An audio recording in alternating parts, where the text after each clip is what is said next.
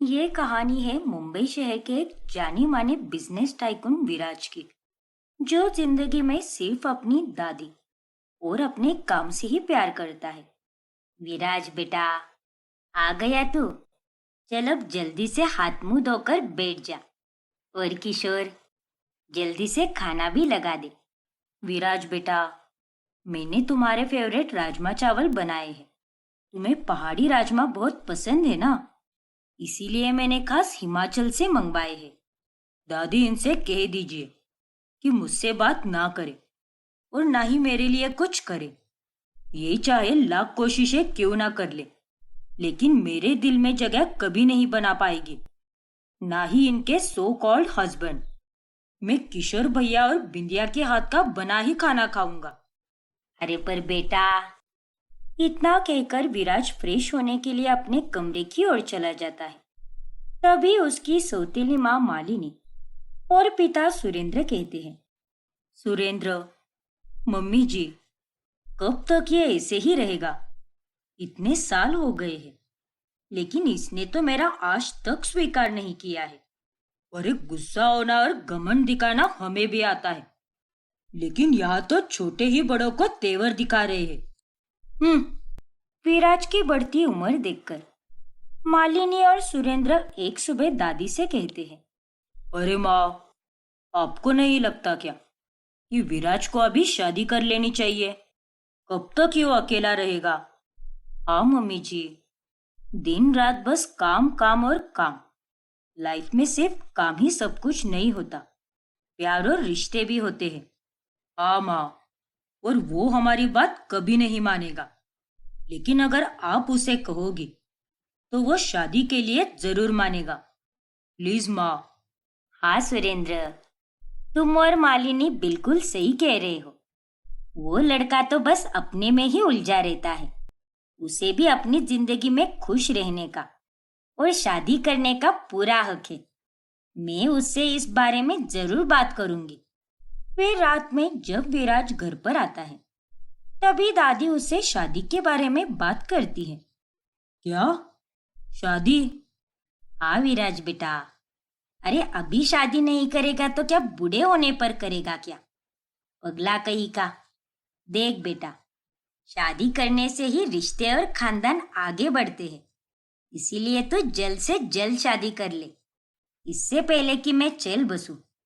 मुझे तेरी शादी का और तेरे बच्चों का सुख प्राप्त करना है। मुझे मेरे पोता पोती के साथ खेलना है। अरे चल बसेंगे आपके दुश्मन दादी।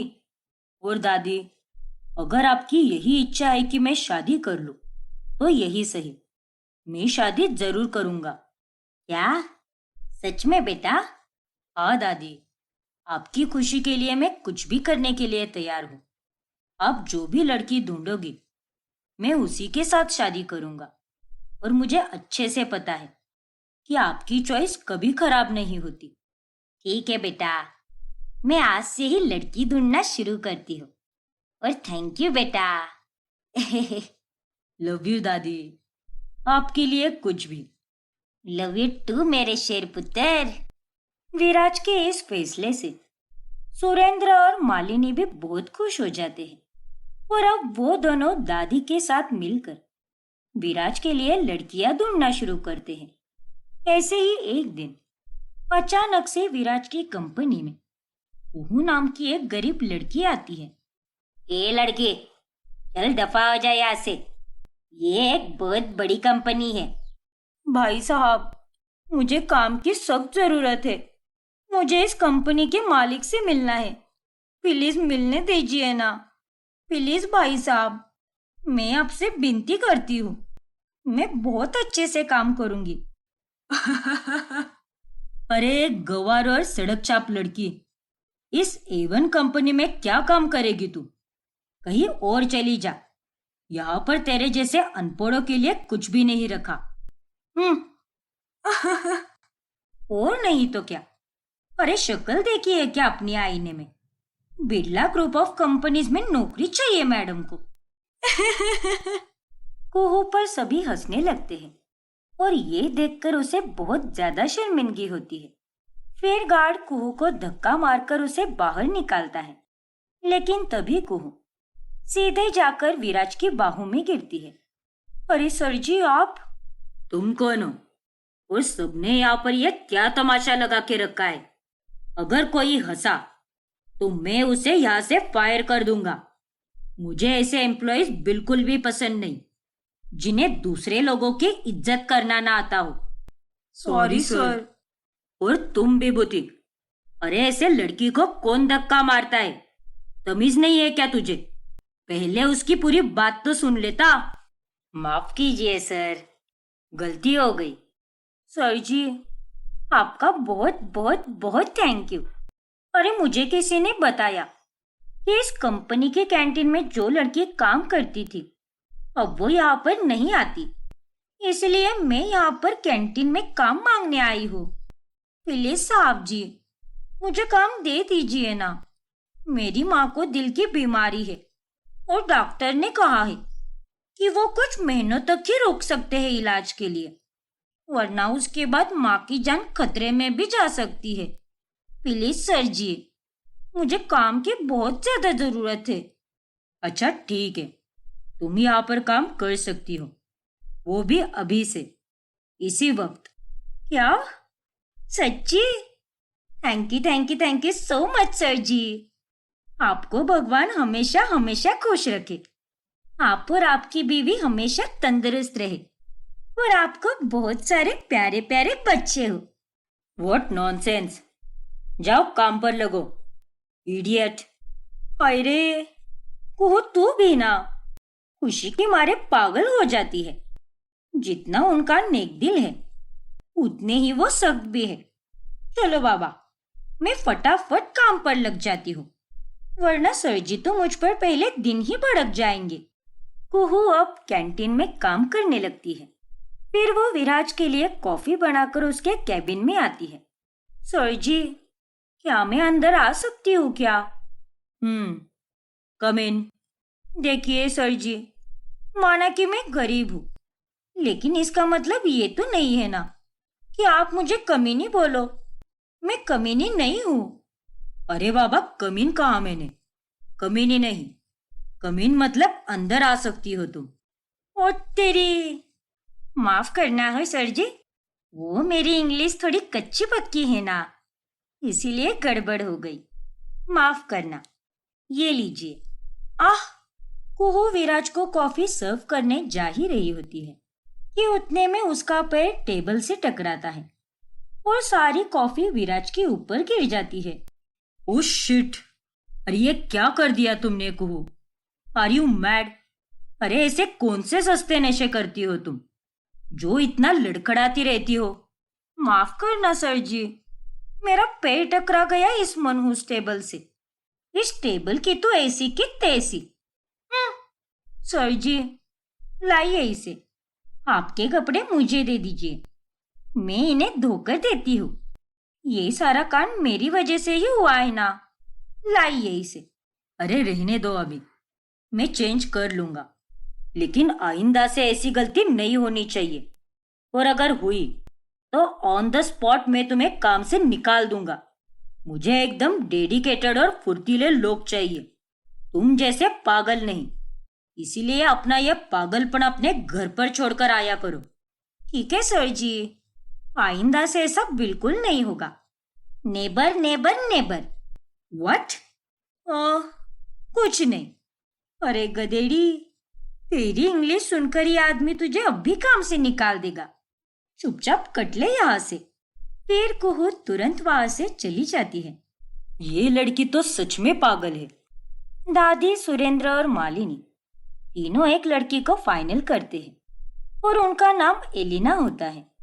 एलिना और उसके माता पिता अब विराज को देखने उसके घर आते हैं। अरे वाह विराज बेटा, तुम्हारी कंपनी तो बहुत अच्छी और रेप्यूटेड कंपनी है। मैं भी तुम्हारे साथ पार्टनरशिप जरूर करूंगा, उसी बहाने मेरी कंपनी का नाम भी बढ़ जाएगा। जी, क्यों नहीं अंकल जी। मेरी एलिना को तुम बड़े पसंद आए हो विराज बेटा।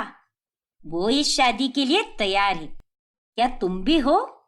तुम्हारा क्या कहना है? वो आंटी। हाँ बेटा, बोलो ना, क्या हुआ विराज? तुम्हें अगर अपना डिसीजन लेने में टाइम चाहिए तो तुम ले सकते हो। नहीं एलिना, मैं भी इस शादी के लिए तैयार हूँ। और दादी, आप लोग शादी की डेट अब फिक्स कर सकते हो। ठीक है पुत्र, बधाई हो। मैं कल ही पंडित जी को बुलाती हूँ और एक अच्छा सा मुहूर्त निकलवाती हूँ। थैंक यू विराज, मुझे अपनी वाइफ के तौर पर चुनने के लिए। You are welcome Elina. अरे विराज बेटा, तुम और एलिना एक दूसरे से अकेले में बातें कर सकते हो, शर्माओ मत। अरे नहीं आंटी, अभी मुझे एक अर्जेंट मीटिंग अटेंड करनी है, तो मुझे निकलना चाहिए। हम फिर कभी बात करेंगे। लेकिन बेटा, कोई बात नहीं मॉम, चलता है। विराज अब मेरा फियांसे बन चुका है, इससे बड़ी बात और मेरे लिए क्या हो सकती है। और विराज, हम दोनों तुम्हारे फ्री होने पर मिलेंगे, तुम अभी जा सकते हो। फिर विराज आधी में ही उठकर चला जाता है। और फिर एक रात अचानक से तेज बारिश शुरू होती है और ऐसे में कुहू घर ही नहीं जा पाती और वो बारिश में भीग रही होती है। हाय राम, इस बारिश को भी आज ही आना था क्या? मुझे घर पर जल्द से जल्द पहुंचना है, वरना माँ को दवाई देने में देर हो जाएगी। वो घर पर अकेली जो ठहरी। अरे, ये तो कुहू है। कुहू, तुम यहाँ पर क्या कर रही हो? अभी तक घर नहीं गई क्या? ऐसे बारिश में भीगने के मजे मत लो, बहुत भारी पड़ेगा तुम पर। अबे ओए उल्लू के पट्टे, ओ तेरी सारी सारी सर जी, मैं ऑफिस के बाहर निकलते ही भूल गई कि आप मेरे सर जी हो। हाय, मैं भी क्या बकवास कर रही हूँ। सारी सर जी, बहुत बहुत बहुत सारी। क्या? अरे तुम क्या पागल खाने से छूटी हो क्या? जब देखो तब कुछ भी बोलती रहती हो। अरे सर जी, वो मैं यहाँ पर फंस गई हूँ, मजे नहीं ले रही, कोई ऑटो भी नहीं मिल रहा। घर पर माँ भी अकेली ही है ना, उनकी दवाई का भी समय होने आया है। ओह गॉड। ठीक है कुहू, तुम एक काम करो, अंदर गाड़ी में आओ, मैं तुम्हें छोड़ देता हूँ। क्या? अरे नहीं सर जी, मैं पूरी भीग चुकी हूँ, तो फिर मैं कैसे आपकी इस चमचमाती हुई गाड़ी में आ सकती हूँ? ना बाबा ना, मुझ जैसी गरीब नाकारा लड़की आपकी इस अमीर कार में नहीं बैठ सकती। ओफो कुहू, ये तुम क्या बकवास कर रही हो? और ऐसी कोई बात नहीं है। मुसीबत के समय क्या गरीब और क्या अमीर। अब ये फालतू की बातें बंद करो और चुपचाप गाड़ी में बैठ जाओ। अब तुम इसे मेरा ऑर्डर समझो या कुछ और, आई डोंट केयर। लेकिन सर जी, आई सेड बैठो। ठीक है। फिर कुहू गाड़ी में बैठती है और विराज उसे उसके घर तक छोड़ता है। अब ऐसे ही दिन बीतते जाते हैं और कुहू और विराज के बीच एक अनसुने रिश्ते की शुरुआत होती है। लेकिन जब विराज के शादी का दिन आता है, तभी वो अचानक से कुहू को अपने कैबिन में बुलाता है और उसे कुछ पेपर्स देता है। सर जी, ये कैसे कागज है? ये कॉन्ट्रैक्ट मैरिज के पेपर्स है कुहू, इन पर साइन करो। Contract marriage? ये कागज किसी बाहर वाले को देने हैं क्या? अरे मेरी माँ, साइन करो इन पर। देखो कुहू, मैं तुम्हारे साथ एक सौदे का रिश्ता जोड़ रहा हूँ। तुम्हें पैसों की जरूरत है ना?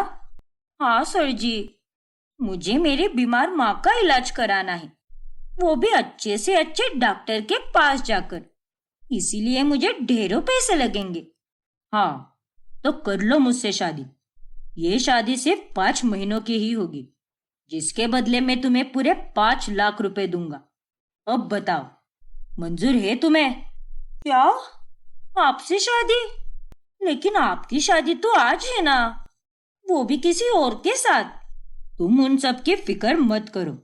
पर सर जी, आप तो कितने अमीर हो और ऊपर से हैंडसम भी। पूरे शहर की लड़की आपकी दीवानी है। फिर आप मुझ जैसी गरीब लड़की के साथ शादी क्यों करना चाहते हो? देखो कुहू, तुम्हें सवाल जवाब करने हैं या पैसे चाहिए? जल्दी सोचो, मेरे पास टाइम नहीं है। नहीं नहीं सर जी, मुझे पैसों की बहुत जरूरत है। मैं ये शादी करने के लिए तैयार हूँ, जैसा आप कहो। Very good. फिर कुहू उन कागजों पर साइन कर देती है और वहां बिरला मैंशन में सभी लोग दूल्हे का इंतजार कर रहे होते हैं। और तभी विराज कॉन्ट्रैक्ट मैरिज करके अपनी बीवी कुहू के साथ घर पहुंचता है। उन दोनों के गले में वरमालाएं देखकर सभी लोग हैरान रह जाते हैं। ये सब क्या है पुत्र? तूने शादी कर ली? हाँ दादी, ये है आपकी पोता बहू मिसेस कुहू विराज बिरला। क्या हुआ माय डियर सौतेली माँ, स्वागत नहीं करोगे क्या हमारा? वेयर इज द आरती की थाली? ये सब क्या चल रहा है विराज? तुम ऐसे कैसे कर सकते हो? यहाँ एलिना और हम तुम्हारी राह देख रहे थे और तुमने तो अपनी शादी के ही दिन किसी और लड़की से शादी कर ली। ये सब क्या तमाशा है? अरे अगर एलिना से शादी करनी ही नहीं थी तो पहले कह देते ना। और शादी करके भी किससे की है? एक 2 कौड़ी की घटिया नौकरानी से। क्या? हाँ माँ, ये वही लड़की है जो विराज की कंपनी में कैंटीन में काम करती है। नालायक कहीं का। क्यों विराज, क्यों दिखाए मुझे वो सारे सपने जब तुम्हें उन्हें ऐसे लास्ट मिनट पर ही तोड़ना था? सुरेंद्र जी, मालिनी जी, ये आपके बेटे ने सही नहीं किया, बहुत गलत किया है। और नहीं तो क्या, अब हम यहाँ पर 1 मिनट भी नहीं रुकेंगे। चलो एलिना। लेकिन भाई साहब मेरी बात तो सुनिए। हाँ एलिना, रुक जाओ। और आप दोनों भी प्लीज हमारी पूरी बात तो सुनिए। एलिना के मॉम डैड उसे वहां से लेकर चले जाते हैं।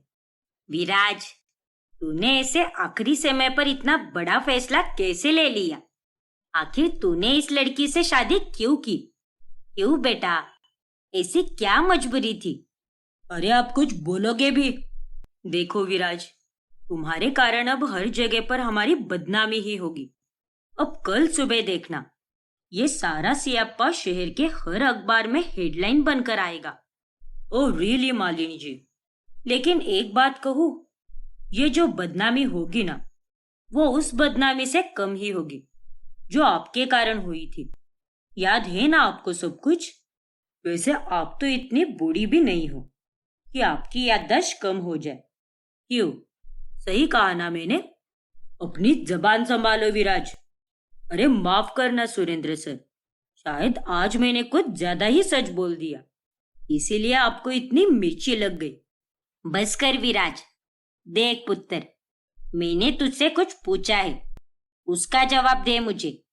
दादी, अगर मैं कुछ करता हूँ तो वो हमेशा सही के लिए ही करता हूँ, और आज भी मैंने जो भी किया है वो भी बिल्कुल सही किया है। क्यों, कैसे और कब, इन सवालों का जवाब मैं आपको नहीं दे सकता। ठीक है पुत्र, अगर तू ये कह रहा है तो जरूर किसी सही कारण से ही तूने ये सब किया होगा, इसीलिए मैं इस शादी को स्वीकारती हूँ। मम्मी जी। मालिनी बहू, जाओ, जाकर आरती की थाली लेकर आओ। पर माँ। मालिनी बहू, मैंने तुमसे कुछ कहा है, जाओ बेटा। ठीक है माँ जी। फिर दादी खुशी से विराज और कुहू का घर में स्वागत करती है और रात में सोते समय, ये लो तुम्हारा ब्लैंकेट, मैं उधर सोफे पे सो रहा हूँ, तुम इस बेड पर सो जाओ। क्या? ना बाबा ना, ऐसा मत कीजिए सर जी, ये आपका बेड है, आपकी अमानत है, मैं नीचे सो जाऊंगी, और वैसे भी मुझे उसकी आदत है, इसीलिए आप ऊपर सो जाइए। अरे लेकिन अगर मैं ऊपर सोऊंगा और तुम नीचे सोओगी तो ये सही नहीं होगा। जितना कह रहा हूँ उतना करो। नहीं सर जी, मुझे भी अच्छा नहीं लगेगा, प्लीज ऐसा मत कीजिए। ओ गॉड कुहू, अरे एक बार मैंने कहा ना, तो चुपचाप ऊपर सो जाओ। नहीं मतलब नहीं, मैं नीचे ही सोऊंगी। सच में कुहू, तुम बहुत ज्यादा इरिटेटिंग हो। इरी क्या? कुछ नहीं, तुम ऐसे तो मानने से रही। चलो ठीक है, तुम फर्श पर ही सो जाओ, लेकिन मैं वहां पर सोफे पे ही सोऊंगा। अब क्या कर सकते हैं, ढीठ होने में तो तुमने महारत ही हासिल की है। इस तरह से नोकझोंक के बाद वीरा सोफे पर और कुहू फर्श पर गद्दा बिछाकर सो जाती है। फिर कुहू अगली सुबह जल्दी उठकर सबके लिए स्वादिष्ट नाश्ता बनाती है। वाह कुहू वाह, क्या पराठे बनाए हैं तुमने, मजा ही आ गया। क्यों सुरेंद्र बेटा? अरे क्या खाक अच्छे बने हैं, मुझे तो बिल्कुल पसंद नहीं आए। तभी विराज वहां पर आता है। तो फिर मत खाइए ना, इधर लाओ ये प्लेट। अरे ये तुम क्या कर रहे हो? किशोर भैया, मालिनी जी के लिए नाश्ता आप बनाओगे, इन्हें कुहू के हाथ का बना कोई खाना मत देना। ठीक है विराज बाबा। अरे पर दादी पापा जी, ये लीजिए, मैंने ये मूंग दाल का हलवा भी बनाया है। सर जी, आप भी खाइए ना। मालिनी को कुहू पर बहुत गुस्सा आता है। निकम्मी कही कि अगर एलिना आज इस घर की बहू होती तो मैं उसे अपनी मुट्ठी में आसानी से रख पाती, लेकिन इस कुहू को तो विराज लेकर आया है, इसका मैं क्या करूं? फिर नाश्ता होने के बाद में विराज कंपनी में चला जाता है। सच में यार, देख तो, हर अखबार की हेडलाइन बन चुकी है ये खबर। अरे ऐसी भी क्या नौबत आ गई थी जो इतने अमीर आदमी को उस घटिया नौकरानी से शादी करनी पड़ी। उसकी क्या औकात है। सच में विराज सर तो एकदम नल्ले ही निकले। उनकी पसंद इतनी खराब होगी ये मैंने कभी सोचा नहीं था। सर, उस एम्प्लॉय की बातें सुनकर विराज उसे जोर से थप्पड़ मारता है। क्यों रे, बहुत मुंह चल रहा है क्या तेरा? भूल मत, मेरी बीवी की औकात बताने से पहले तू एक बार अपनी औकात चेक कर, क्योंकि वो अब एक रईस बिजनेसमैन की बीवी है और तू यहाँ का एक मामूली एम्प्लॉय, और मैं जो भी करूं मेरी मर्जी। आइंदा से ऐसी बकवास मेरे कानों तक पड़ी तो सीधे टर्मिनेशन लेटर तेरे मुंह पर मारूंगा। चल काम पर लग। सबके सामने उस एम्प्लॉय की बहुत बुरी तरह से बेइज्जती हो जाती है और वो एम्प्लॉय भी विराज से बहुत गुस्सा हो जाता है। विराज बिरला, देख लूंगा तुझे एक दिन। ये थप्पड़ मैं कभी नहीं भूलूंगा और ना ही कभी तुझे भूलने दूंगा। कुहू ससुराल से समय निकालकर अपने मायके चली जाती है, जहां वह अपनी माँ अनुप्रिया को अपनी और विराज की शादी के बारे में बताती है। लेकिन कुहू बिटिया, विराज जी ने तो तुझसे शादी सौदे के लिए की है और ये सब सही नहीं है बिटिया। नहीं माँ, बात जब तेरी सेहत पर आती है ना तो मैं सही और गलत का फर्क भूल जाती हूँ। इस शादी से मुझे 5 लाख रुपए मिलने वाले हैं और वो पैसे मैं तेरे इलाज के लिए इस्तेमाल करूंगी। देख माँ, तू मेरी चिंता मत कर। विराज जी ने मुझे पहले ही कहा था कि वो यहाँ पर 2 नौकर रखने वाले हैं जो कल सुबह से आएंगे और तेरी देखरेख करेंगे। क्या? हाँ माँ, और मैं भी हर रोज तुझसे मिलने आया करूंगी। तुम देखना माँ, सब कुछ ठीक हो जाएगा और तू भी फिर से ठीक हो जाएगी। सच में बेटी, पिछले जन्म में मैंने बहुत पुण्य किए होंगे जो मुझे तुझ जैसी बेटी मिली और मुझे तुझ जैसी प्यारी माँ। अच्छा माँ, मैं तेरे लिए तेरे पसंद की इलायची और अदरक वाली चाय बनाकर लाती हूँ। फिर कुहू वहां से चाय बनाने जाती है। भगवान जी, मैं नहीं जानती कि कुहू और विराज के बीच का ये कौन सा रिश्ता है, लेकिन कुछ ऐसा कीजिए जिससे ये 5 महीनों का सौदा जिंदगी भर का साथ बन जाए। ऐसे ही एक दिन कुहू से एक कीमती और महंगा वास टूट जाता है। तभी मालिनी उसे खूब चिल्लाती है, ये तुमने क्या कर दिया? अरे 2 कौड़ी की गरीब लड़की, आंखें नहीं है क्या तुम्हारे पास? पता भी है ये वास कितने का है? पूरे 70,000 का। अरे तुम्हारी तो साल भर की भी कमाई उतनी नहीं होगी। नॉनसेंस कही की। माफ कीजिए माँ जी, अब निकलो यहाँ से। तुम्हारी ये मनहूस शक्ल देखकर ही मुझे चिड़चिड़ होती है। पता नहीं किस गटर की नाली से उठाकर लाया है विराज ने तुम्हें। तभी वहां पर विराज आता है। मालिनी जी, अपनी जबान संभाल कर इस्तेमाल कीजिए, क्योंकि आप अपने जैसी एरी गेरी लड़की से बात नहीं कर रही हो। ये विराज बिरला की बीवी है। और हाँ, आइंदा से मेरी बीवी को गरीब और 2 कौड़ी की बोलने से पहले 100 बार सोच लेना, और एक बार खुद के गिरेबान में भी झांक कर देखिए। अरे ये तो शादी से पहले कुछ काम भी करती थी, लेकिन आप तो सुरेंद्र सर के बिना कुछ भी नहीं हो। विराज, चिल्लाने की कोई जरूरत नहीं है। अपनी इस सो कॉल बीवी से कह दीजिए कि मेरी बीवी से इस तरह से बात ना करे। और तुम कहो, आइंदा से इन दोनों को माँ जी और पापा जी कहा तो मुझसे बुरा कोई नहीं होगा। ये दोनों हमारे कोई नहीं लगते। You get that? जी सर जी। फिर एक दिन अचानक से कुहू की तबीयत बहुत खराब हो जाती है। तभी विराज उसका ध्यान रखता है। अरे नहीं सर जी, आप रहने दीजिए, मैं ये पट्टी खुद कर लूंगी। अरे तुम कभी तो चुप रहा करो।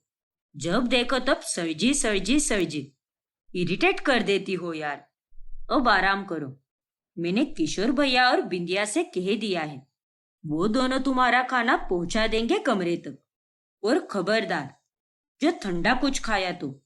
ठीक है सर जी, आपका बहुत बहुत धन्यवाद। You are welcome. क्या कौन? अरे यार कुछ नहीं। वैसे सर जी, अब तो हमारी शादी हो चुकी है, मतलब कॉन्ट्रैक्ट वाली ही सही। तो क्या मुझे आप बता सकते हो क्या कि आखिर आपने मुझसे शादी क्यों की? मेरा तो इस शादी से फायदा ही है कि मेरी माँ का इलाज हो जाएगा, लेकिन आपका क्या फायदा है, बताइए ना।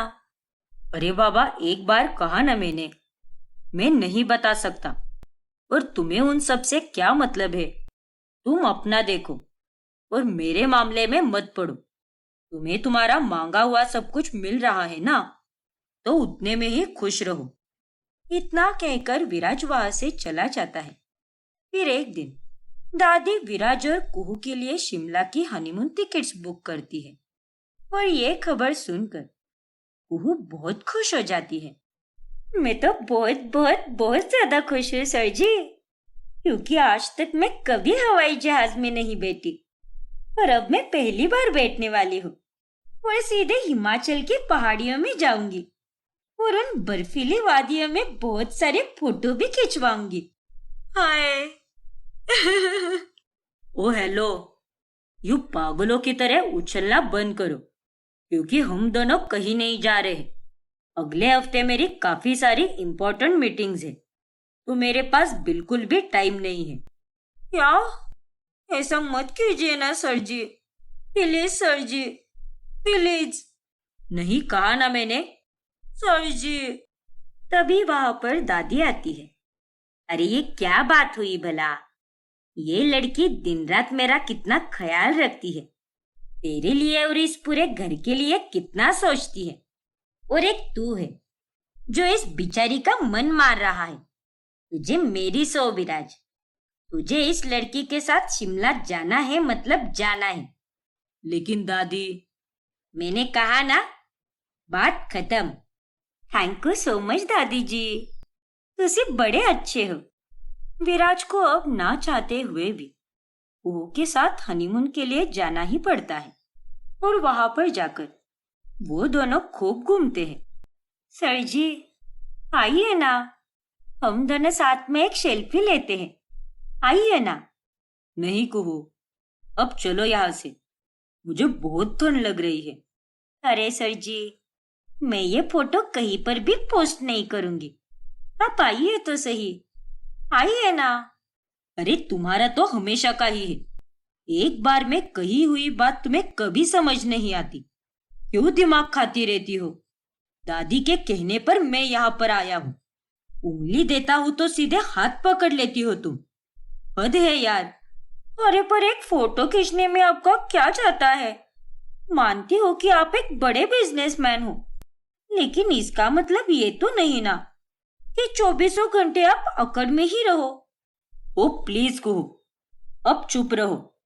नहीं रहूंगी मैं चुप, और ऐसे ही बड़बड़ करती रहूंगी जब तक आप मेरे साथ सेल्फी नहीं लेते। चलो अब जल्दी से मेरे साथ एक सेल्फी लो।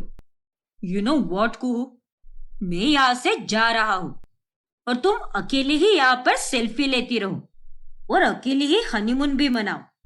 क्या?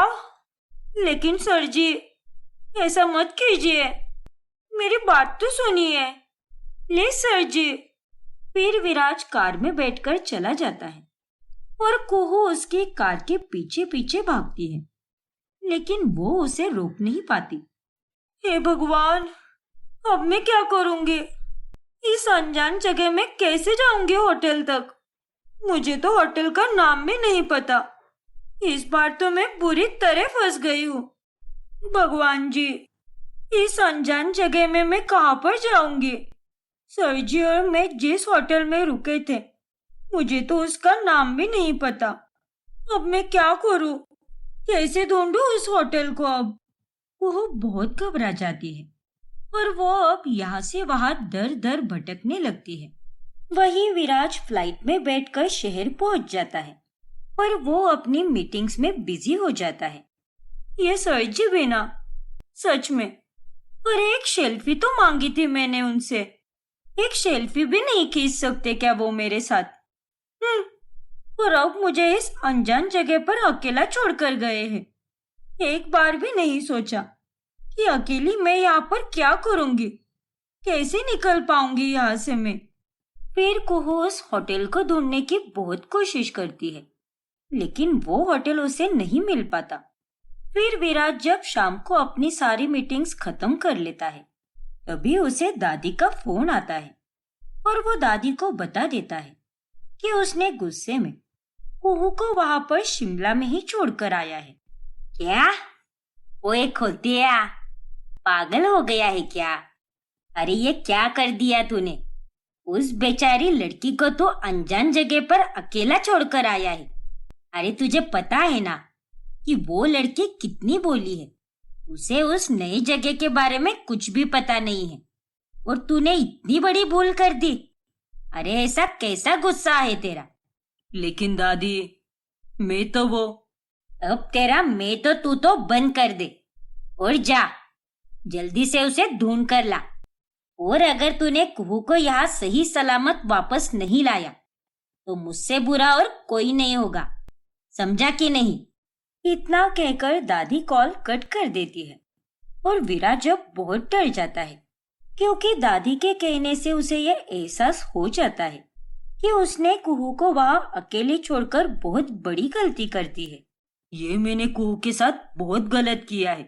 गुस्से में आकर उसे वहां पर अकेला ही छोड़ दिया और यहाँ पर अपने काम में बिजी हो गया, लेकिन इस बात पर ध्यान ही नहीं दिया कि कुहू वहां पर अकेली कैसे रहेगी। नहीं, मुझे कैसे भी करके जल्दी से वहां पहुंचना होगा। फिर विराज फौरन अपने प्राइवेट चॉपर में बैठकर वहां से शिमला के लिए रवाना हो जाता है। वहीं दूसरी तरफ कुहू भी अपनी होटल की तलाश करने लगती है। शिव मंदिर, हमारे होटल के पास में शिव मंदिर है। अगर मैंने लोगों से उसका पता पूछा तो मुझे होटल का पता भी मिल जाएगा। हाँ, यही करती हूँ मैं अब। फिर कुहू अब लोगों से पूछकर शिव मंदिर तक पहुंच जाती है और फिर वो उसके जरिए होटल भी पहुंच जाती है और होटल के गेट के बाहर ठंड में ठिठुरते हुए खड़ी रहती है। जय भोलेनाथ, शिव जी, आज आपके कारण मैं बच गई। अब मैं होटल के लोगों से पूछकर सर जी से बात कर लूंगी और सर जी मुझे लेने आ जाएंगे। तभी वहां पर विराज आता है। उसकी कोई जरूरत नहीं है कुहू, क्योंकि अब मैं यहाँ पर आ गया हूँ। सर जी, आप आ गए? कुहू विराज को देखकर बहुत खुश हो जाती है और झट से उसके गले लग जाती है। कहाँ चले गए थे आप मुझे छोड़कर? पता है मैं कितना घबरा गई थी और मुझे माफ कर दीजिए। आइंदा से मैं ऐसे नहीं करूंगी। हाँ हाँ, इट्स ओके। अब दूर रहो, हम बाहर खड़े हैं। हाँ, पर आप आप सुबह से गए थे और अब रात में यहाँ पर आ गए हो। ऐसे कैसे? आप सच में मुझे छोड़कर गए थे क्या? हाँ कुहू, अब तुमने मुझे गुस्सा ही इतना दिलाया था तो मैं भी क्या करता। लेकिन अब मैं वापस आ गया हूँ। दादी ने कहा था, इसीलिए मैं तुम्हें लेने आ गया। अब वापस चलो। फिर कुहू और विराज फिर से शहर चले जाते हैं और घर पहुंचने के बाद दादी उन दोनों को भी समझाती है। विराज पुत्र, कुहू पुत्र, तुम दोनों इतने नासमझ कैसे हो सकते हो? अरे अब तुम दोनों पति पत्नी हो और अगर तुम दोनों एक दूसरे को समझकर नहीं लोगे तो कौन लेगा? और अगर विराज का फोटो खींचने का मन नहीं है तो तू उसे उसके हाल पर छोड़ दिया करना। और तू नालायक, झगड़े लड़ाई में अगर तूने आइंदा से अपनी बीवी को अकेला छोड़ दिया तो मैं भूल जाऊंगी कि तू मेरा पोता है। इस बात को गांठ बांध ले। ठीक है दादी, मैं आइंदा से ख्याल रखूंगा।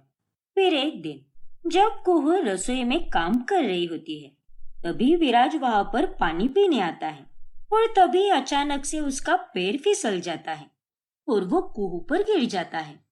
हाय राम! सर जी उठ जाइए, मैं तो मर गई रे। सॉरी कुहू, वो मेरा पैर फिसल गया था इसीलिए मैं तुम पर गिर गया।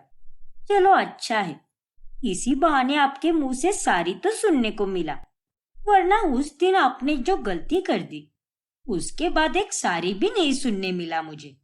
लेकिन आज पता चला आप इतने भी कमबख्त और खड़ूस नहीं हो जितना कि मैं आपको समझती हूँ। बस बस, ज्यादा मुंह चलाने की जरूरत नहीं है और ज्यादा फ्रैंक होने की कोशिश भी मत करो मेरे साथ। फ्रैंक? ये तो किसी अंग्रेजी मिठाई का नाम लग रहा है। ओफो, छोड़ो और जो कर रही हो वही काम करो। फिर विराज वहां से चला जाता है। फिर एक दिन जब कुहू को पता चलता है कि किशोर भैया विराज को टिफिन देना भूल गए हैं तभी वो उसे टिफिन देने ऑफिस पहुंचती है। सर जी, क्या मैं अंदर आ सकती हूँ क्या? अरे कुहू, तुम यहाँ पर? जी हाँ, फर्क बस इतना है कि पहले मैं यहाँ आपकी कंपनी में काम मांगने आई थी और अब मैं यहाँ पर आपकी बीवी बनकर आई हूँ। ये लीजिए आपका टिफिन। वो किशोर भैया आपको टिफिन देना भूल गए थे ना, इसीलिए ये टिफिन आज आपको मैं ही देने आई। ओ गॉड कुहू, एक टिफिन के लिए तुम यहाँ पर आई हो? हाँ। क्यों, आपको ये टिफिन कुछ और लग रहा है क्या? कहीं आपकी आंखों में धूल मिट्टी तो नहीं जम गई ना? तुम सच में पागल खाने से ही छूट कर आई हो। खैर, एक बात कान खोलकर सुन लो, ये शादी सिर्फ एक सौदे की शादी है, कॉन्ट्रैक्ट मैरिज। इसीलिए मेरी बीवी बनने की कोशिश मत करो। You get that? ठीक है बाबा, ठीक है। जानती हो कि हमारी कॉन्ट्रैक्ट मैरिज है, लेकिन खाने के मामले में क्या बीवी और क्या नौकरानी। अरे आप दिन भर इतनी मेहनत करते हैं, किसी रोबोट की तरह बस इस लैपटॉप में।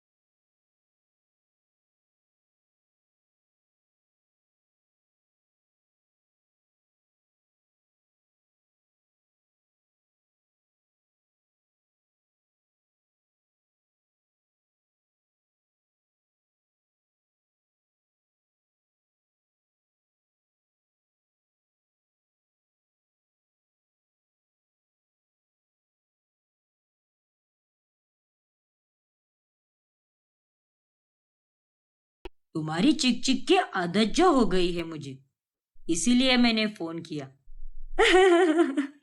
वैसे मजाक अच्छा कर लेते हो आप, है ना?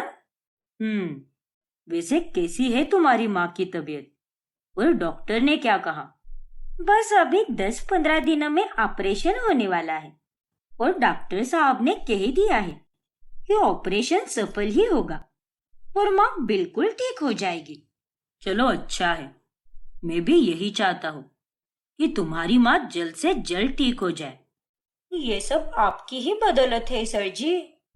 अगर आप ना होते तो पता नहीं मैं अपनी माँ का इलाज करा पाती भी या नहीं। आपका सच में बहुत बहुत धन्यवाद। अरे बस बाबा बस। और कितनी बार धन्यवाद कहोगे। अच्छा, आज मैं मीटिंग खत्म करके तुम्हारी माँ से मिलने आऊंगा, ठीक है ना? ठीक है सर जी, चलेगा, आ जाइए। माँ भी आपसे मिलना चाहती है। फिर ऑफिस खत्म होने के बाद विराज कुहू की माँ से मिलने जाता है और उनके साथ बहुत अच्छा समय भी बिताता है। और जब तक कुहू अपने मायके में रहती है तब तक ना तो विराज का और ना ही कुहू का एक दूसरे के बगैर मन लगता है। ये सब क्या हो रहा है मुझे? मैं तो कितनी जल्दी सो जाता था, लेकिन आज जब यहाँ पर कुहू नहीं है तो मुझे नींद ही नहीं आ रही। उसके साथ मेरा तो एक अलग ही लगाव जुड़ गया है। सर जी सो गए होंगे ना? सो ही गए होंगे। एक मैं ही पागल हूँ जो इतनी देर रात तक उनके बारे में सोच रही हूँ। जब से यहाँ पर आई हूँ हर वक्त बस उनकी ही याद आती है मुझे। पता नहीं मेरे अंदर ये सब क्या चल रहा है। विराज और कुहू के दिल अब धीरे धीरे जुड़ने लगते हैं, लेकिन उन दोनों को इस बात की खबर भी नहीं थी कि उनके बीच का ये रिश्ता क्या कहलाता है। वही अब वो एम्प्लॉय जिसे विराज ने कंपनी में सबके सामने थप्पड़ मारा था, वो अब बदला लेने के लिए बेताब होता है। और ऐसे ही एक दिन। हाँ दादी, मैंने ड्राइवर को बोल दिया है। वो आपको और कुहू को आपकी सहेली के घर तक छोड़ देगा और अभी कुछ ही देर में वो वहां पर गाड़ी लेकर पहुंच भी जाएगा। विराज की ये बातें वो एम्प्लॉय ऑफिस के बाहर से सुन लेता है। अच्छा, तो ये बात है। इसका मतलब इसकी दादी और वो कुहू बाहर जा रहे हैं। अब देखना मैं क्या करता हूँ। अगर तू विराज बिरला है तो मैं भी रोहन शेखावत हूँ। मेरा नाम तो तेरे जितना बड़ा नहीं है, लेकिन बदला लेने में मैं बहुत माहिर हूँ। और तूने तो मेरी सबके सामने बेइज्जती की है। और अब मैं तेरी कमजोरी यानी तेरी दादी और तेरी 2 कौड़ी की बीवी कुहू पर हमला करूंगा। तू बस अब देखते ही जा कि मैं तेरा क्या हाल करता हूँ। फिर रोहन बिरला मेंशन पहुंचता है और वो फटाफट गाड़ी के ब्रेक्स फेल कर देता है। अब आएगा मजा जब वो बुढ़िया और वो नौकरानी इस गाड़ी में बैठेंगे।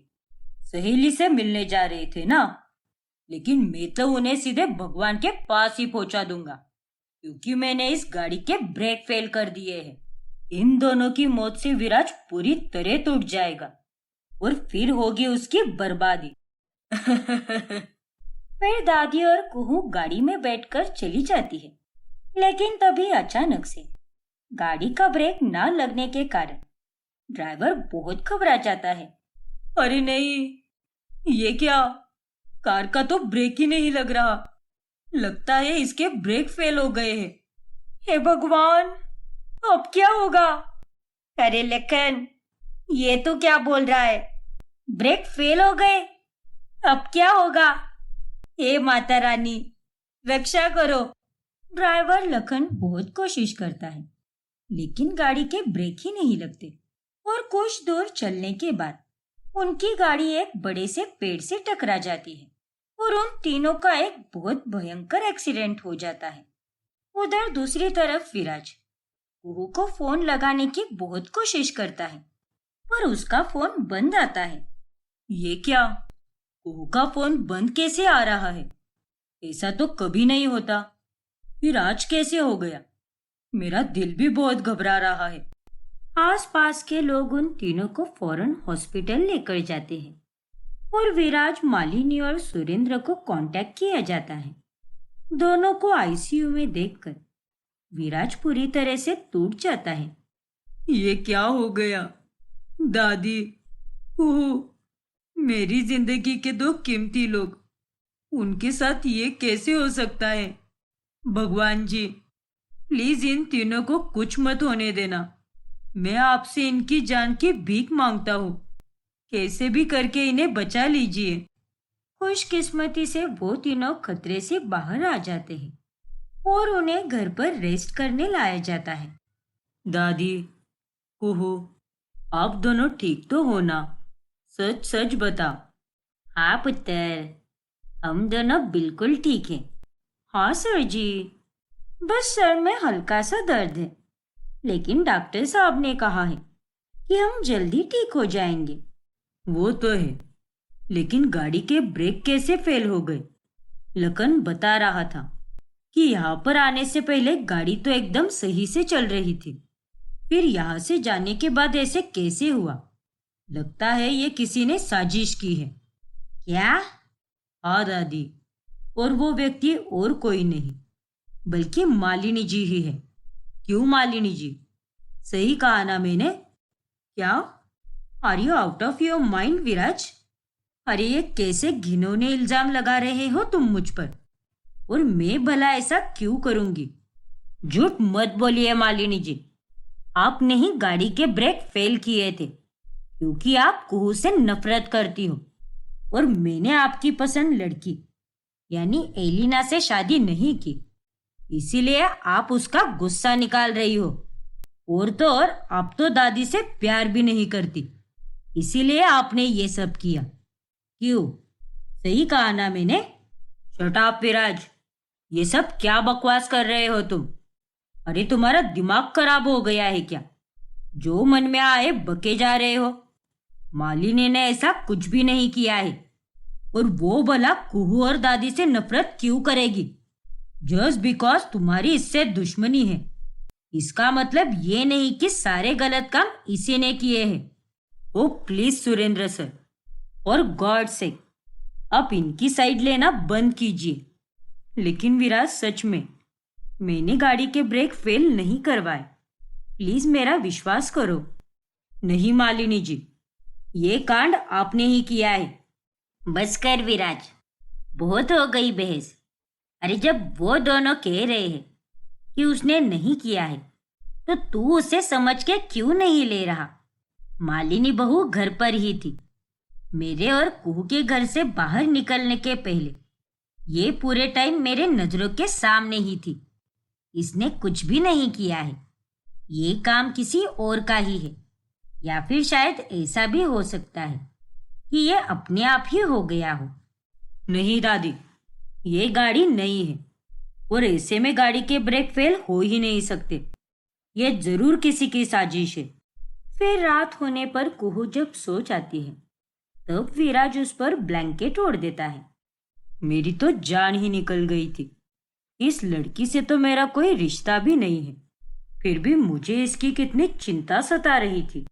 जो आदमी कुहू को छोड़कर अपने मीटिंग के लिए जाया करता था, वही आदमी उसका ख्याल रखने के लिए अपनी मीटिंग कैंसिल करके घर पर ही रुकता है। अरे सर जी, आप घर में क्या कर रहे हो? ऑफिस नहीं गए क्या? नहीं कुहू, आज मैं तुम्हारे लिए घर पर ही रुका हूँ। क्या? मेरे लिए? मेरा मतलब तुम्हारे और दादी के लिए, तुम दोनों की देखरेख करने के लिए। अब अगले कुछ दिनों तक मैं घर से ही काम करूंगा, और कुछ जरूरी मीटिंग रही तो उसे पोस्टपोन कर दूंगा। फिर विराज कुहू के लिए सूप भी बनाता है। अरे विराज बाबा, आप क्यों इतनी तकलीफ ले रहे हो? मैं बना देता हूँ ना ये सूप। नहीं किशोर भैया, मैं बना देता हूँ। ये सूप पीने पर दादी और कुहू की सेहत अच्छी हो जाएगी। सिर्फ दवाइयाँ ही पूरी तरह से काम नहीं करती, बल्कि घरेलू उपचार भी बहुत काम आते हैं। हाँ विराज बाबा, आपने बिल्कुल सही कहा। और सत्यानाश हो उसका जिसने ये करामती की। और जिस किसी ने भी गाड़ी का ब्रेक फेल किया है ना, उसे तो मेरा श्राप ही लगेगा। वैसे मैंने पुलिस कंप्लेन भी कर दी है। पुलिस की इन्वेस्टिगेशन भी जारी है। अब चाहे कुछ भी हो जाए, मैं उस कल्प्रित को तो ढूंढ कर ही रहूंगा। 50% चांसेस है कि ब्रेक अपने आप फेल हो जाए, लेकिन गाड़ी की कंडीशन देखकर ऐसा बिल्कुल नहीं लगता। शायद किसी ने जानबूझकर ही उसके ब्रेक फेल किए हैं। फिर विराज कुहू को सूप देता है और उसे इतना ख्याल रखते हुए देखकर कुहू को बहुत अच्छा लगता है। वैसे सर जी इतने भी बुरे नहीं हैं। अगर वो चाहते ना तो अपनी दादी और मेरे बीच भेदभाव करते, लेकिन उन्होंने ऐसा बिल्कुल नहीं किया। उल्टा उन्होंने तो मेरा और ज्यादा ख्याल रखा। सच में उन्हें जितना धन्यवाद कहूँ उतना कम है। वही जब रोहन को कुहू और दादी के जिंदा होने की खबर लगती है, तभी वो गुस्से से लाल हो जाता है। ये कैसे हो सकता है? मुझे लगा कि ब्रेक फेल होने के बाद उनका एक्सीडेंट हो जाएगा और वो दोनों मर जाएगी, लेकिन इतना मेजर एक्सीडेंट होने के बाद भी वो दोनों कैसे बच निकली? यह बहुत गलत हुआ है, लेकिन मैं हार नहीं मानूंगा। मैं अपना बदला तो लेकर ही रहूंगा और तब जाकर ही मेरे कलेजे में ठंडक पड़ेगी। रोहन अब अगली साजिश की योजना में जुट जाता है। वही मालिनी को अब विराज की बातें बहुत खाने लगती है। क्या हुआ मालिनी, तुम अभी तक सोई क्यों नहीं? नहीं सुरेंद्र, मुझे बिल्कुल नींद नहीं आ रही और मैं तो ये सोच रही हूँ कि आखिर गाड़ी के ब्रेक किसने फेल किए होंगे। अपने आप से तो हो नहीं सकते, क्योंकि लखन ड्राइवर ने कहा था कि यहाँ पर आने से पहले सब कुछ एकदम ठीक था। गाड़ी एकदम ठीक से चल रही थी। हाँ मालिनी, अरे मैं भी उसी बारे में सोच रहा हूँ। पता नहीं ये सब कैसे हुआ है। लेकिन सुरेंद्र, तुम्हें तो विराज के बारे में सब पता है कि वो दिन भर क्या क्या करता है, तो तुम्हें तो पता ही होगा ना कि कहीं उसकी किसी के साथ दुश्मनी तो नहीं, क्योंकि ऐसा भी हो सकता है कि किसी ने दुश्मनी निकालने के लिए ये सब किया हो। पता नहीं मालिनी, वैसे देखा जाए तो उसके ना जाने कितने दुश्मन होंगे, क्योंकि वो हर रोज किसी ना किसी से झगड़ते ही रहता है। लेकिन हाँ, कुछ ही दिन पहले कंपनी में एक एम्प्लॉय को उसने सबके सामने थप्पड़ मारा था और उसे बहुत बेइज्जत किया था, क्योंकि उसने कुहू और उसकी शादी का मजाक उड़ाया था। अच्छा, ऐसी बात है क्या? दिन बीतने लगते हैं और जब अनुप्रिया के ऑपरेशन का दिन आता है, तभी विराज ही सब कुछ मैनेज करता है, क्योंकि कुहू की तबीयत अभी तक खराब ही होती है। फिर ऑपरेशन के बाद तुम्हारा बहुत बहुत शुक्रिया विराज बेटा, तुमने मुझे आज जिंदगी दी है। मैं तुम्हारी हमेशा एहसानमंद रहूंगी। अरे ऐसे मत बोलिए, आप मेरी माँ जैसी हो, तो एक बेटा अपनी माँ के लिए ये सब नहीं कर सकता क्या? और मैंने जो कुछ भी किया है वो तो बस मेरा फर्ज है। वैसे बेटा, कुहू कहाँ पर है और आज वो यहाँ पर क्यों नहीं आई? आई थी ना, आपका ऑपरेशन जब हो रहा था तब वो यहाँ पर थी, लेकिन आज उसे हल्का सा बुखार है ना, इसीलिए मैंने उसे घर भेज दिया। लेकिन आप फिक्र मत कीजिए, मैं उसका ख्याल रख लूंगा। तुम कितने अच्छे हो बेटा, भगवान तुम्हारी हर ख्वाहिश पूरी करे। अगर मैंने इन्हें कुहू के एक्सीडेंट के बारे में बता दिया तो ये खामखा टेंशन ले लेगी, और अभी अभी तो इनके दिल का ऑपरेशन हुआ है। समय के साथ साथ विराज और कुहू के बीच का रिश्ता अब गहरा होने लगता है और ऐसे में उनकी शादी खत्म होने में 1 महीना ही रह जाता है। ऐसे ही एक दिन अचानक से रोहन नौकर का यूनिफॉर्म पहन कर आता है और वो दादी और कुहू के जूस में जहर मिला देता है। मैडम जी, ये जूस आप दोनों के लिए। मुझे सर ने कहा था कि आप दोनों को ये जूस पिलाएं और इससे आप दोनों की भी सेहत बनी रहेगी। अच्छा ठीक है, लाओ इधर। अरे लेकिन तुमको तो इस मेंशन में पहले कभी नहीं देखा। नए हो क्या तुम? और तुमने ये मास्क क्यों लगाया है? हाँ हाँ, मास्क उतारो अपना। अरे नहीं दादी जी, मुझे खांसी जुकाम है ना, इसीलिए मैं अपना ये मास्क नहीं उतार सकता। तभी मालिनी घर के बाहर जहर की बोतल पड़ी हुई देखती है और वो फौरन कुहू और दादी के पास चली जाती है और उन दोनों को जूस पीने से वो रोक लेती है।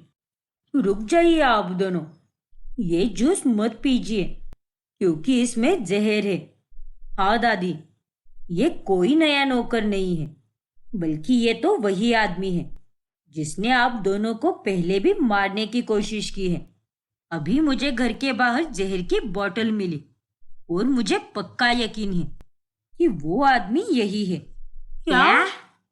फिर मालिनी रोहन का मास्क उतारती है और तभी वहां पर विराज और सुरेंद्र भी आते हैं और सबके सामने रोहन का पर्दाफाश होता है। इन सबके पीछे रोहन को देखकर विराज उसे खूब मारता है और उसे जेल की सजा दी जाती है। जिसके बाद थैंक गॉड मालिनी जी, अगर आज आप दादी और कुहू को सही समय पर नहीं रोकती तो ना जाने क्या हो जाता। मैंने हमेशा आपको गलत ही समझा है, लेकिन आज मुझे बहुत शर्मिंदगी महसूस हो रही है। प्लीज मुझे माफ कीजिए। नहीं बेटा, तुम गलत नहीं थे तो माफी भी मत मांगो, लेकिन इस बात में भी उतनी ही सच्चाई है कि मैं और सुरेंद्र भी कभी गलत नहीं थे। इतने सालों से तुम मुझे सिर्फ नफरत ही करते आए हो, लेकिन तुम्हें सच के बारे में कुछ नहीं पता। विराज बेटा, वो तुम्हारी माँ ही थी जिसने मुझे और सुरेंद्र को मिलवाया था। तुम्हारी माँ को ब्रेन ट्यूमर था और वो अपने लास्ट स्टेज में थी, इसीलिए मरने से पहले उसके पति और उसके परिवार को संभालने की जिम्मेदारी उसने अपनी पक्की सहेली यानी मुझे सौंप दी। इसीलिए जब वह जिंदा थी मैं इस घर में तभी आ गई थी ताकि मुझे सब कुछ पता चल सके। हाँ बेटा, मालिनी कभी गलत नहीं थी, ना ही कभी मैं था।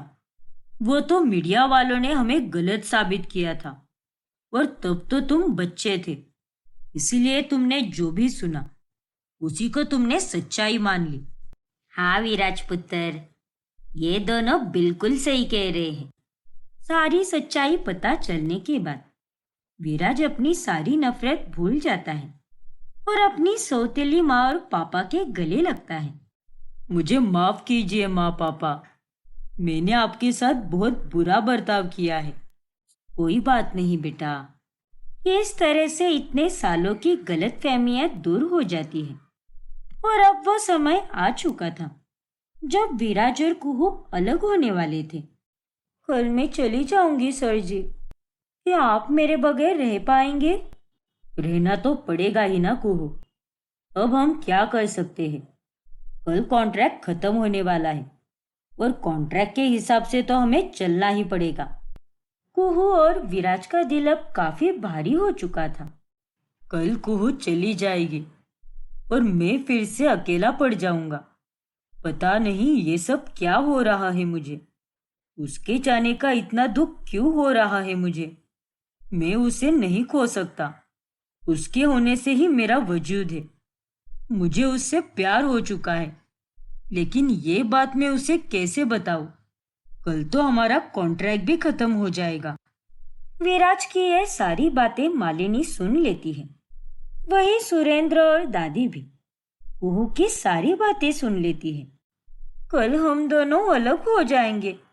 सर जी ने मेरे लिए बहुत कुछ किया है और इतने वक्त उनके साथ रहकर ना सिर्फ मुझे उनकी आदत हो गई है बल्कि उनसे प्यार भी हो गया है। लेकिन शायद ये प्रेम कहानी एक तरफा और अधूरी ही रहेगी, क्योंकि वो मुझ जैसी एक गरीब लड़की को कभी नहीं स्वीकारेंगे। सर जी से अलग रहना तो बहुत मुश्किल है, लेकिन मुझे तो ये करना ही होगा। फिर दादी, सुरेंद्र और मालिनी जब आपस में मिलते हैं तब वो एक दूसरे को विराज और कुहू के बारे में बताते हैं और काफी आश्चर्यचकित रह जाते हैं। फिर अगले दिन कुहू बैग पैक करके अपने मायके जा रही होती है। मैं अपने मायके जा रही हूँ, 2 दिन बाद लौटूंगी। बाय सर जी। बाय कुहू। रुक जाओ कुहू, कोई कहीं नहीं जाएगा, क्योंकि हमें तुम्हारे कॉन्ट्रैक्ट मैरिज के बारे में सब पता चल गया है और हम तीनों ने तुम दोनों की बातें भी सुन ली है। और हमें पता चल गया है कि तुम दोनों के बीच का ये रिश्ता क्या कहलाता है। मतलब? विराज बेटा, कुहू तुमसे बहुत प्यार करती है और कुहू, विराज भी तुमसे बहुत प्यार करता है। क्या? फिर वो लोग कुहू और विराज को कल की हुई सारी बातें बताते हैं। हाँ कुहू, ये सच है कि मैं तुमसे प्यार करने लगा हूँ और तुम्हें जाने देना मेरे लिए बहुत मुश्किल है। मेरे लिए भी सर जी, मैं भी आपसे अपनी जान से बढ़कर प्यार करती हूँ। लेकिन एक बात बता पुत्र, अगर तुझे शादी ही करनी थी तो तूने कॉन्ट्रैक्ट मैरिज क्यों की, और वो भी सिर्फ 5 महीने की? हाँ विराज, तुमने ऐसा क्यों किया? क्योंकि मुझे पता चल गया था कि वो एलिना और उसके पेरेंट्स लालची हैं। लेकिन मुझे अपनी दादी को संभालने के लिए और इस परिवार को बांधे रखने के लिए एक जिम्मेदार और समझदार लड़की चाहिए थी, और एलिना वैसी बिल्कुल नहीं थी। इसीलिए मैंने लास्ट मिनट पर यह फैसला ले लिया। क्या? हाँ पापा, पर अब कॉन्ट्रैक्ट के मुताबिक हम दोनों को अलग होना ही पड़ेगा। ऐसा किसने कहा तुमसे? एक कागज पर लिखा हुआ कॉन्ट्रैक्ट दो लोगों के रिश्ते को तय नहीं कर सकता। और क्या हुआ जो कॉन्ट्रैक्ट खत्म हो गया, इससे तुम दोनों के रिश्ते में कोई फर्क तो नहीं पड़ने वाला ना? तुम दोनों वापस शादी कर लो। हाँ बेटा, तुम दोनों की शादी तो अब मैं ही करवाऊंगी, वो भी एकदम धूमधाम से। हाँ बेटा, जब मियाँ बीवी राजी तो क्या करेगा काजी। अब सब कुछ ठीक होने का वक्त आ गया है। लेकिन सर जी, आपको इस शादी से कोई एतराज तो नहीं है ना? नहीं कुहू, मुझे भी इस शादी से कोई एतराज नहीं। अब जो हो सब तुम ही हो, और प्लीज अब से मुझे विराज कहो, क्योंकि अब से हम एक नई शुरुआत करने वाले हैं। हाँ विराज, मैं भी आपसे शादी करना चाहती हूँ, और वो सौदे वाली नहीं, बल्कि जिंदगी भर का साथ देने वाली। और इस तरह से अंत में कुहू और विराज की धूमधाम से शादी होती है और वो दोनों अपने परिवार के साथ हंसी खुशी साथ रहने लगते हैं।